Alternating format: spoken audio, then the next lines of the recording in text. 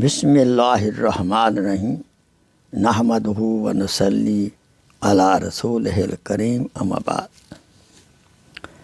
میرے محترم بھائیوں، دوستوں، بزرگوں اور اسلامی بہنوں، آئیے آپ کو ایک حضرت عمر رضی اللہ تعالی عنہ کا ایک تحریری فتویٰ بتاتے ہیں۔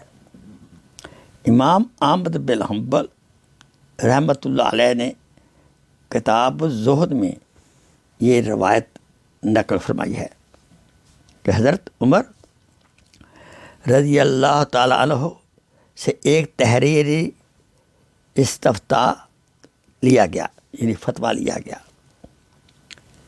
کہ اسے امیر المومنین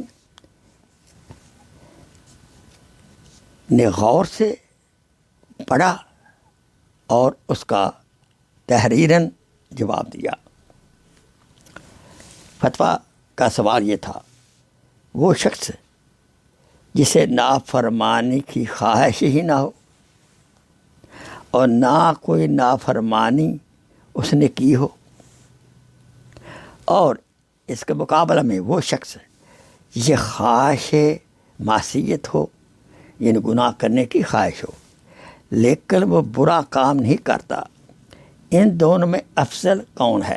آپ رضی اللہ تعالی عنہ نے جواب میں لکھا کہ جنہیں معصیت کی خواہش ہوتی ہے پھر نافرمانیوں سے بچتے ہیں، یہی لوگ ہیں جن کے دلوں کو اللہ تعالیٰ نے پرہیزگاری کے لیے آزما لیا ہے، ان کے لیے مغفرت ہے اور بہت بڑا اجر و ثواب ہے۔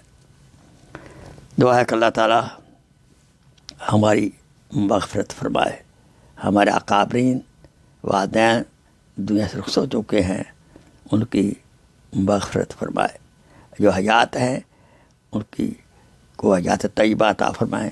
وآخر دعوانا ان الحمدللہ رب العالمین۔ Please share this video as a صدقہ جاریہ۔ جزاک اللہ خیر۔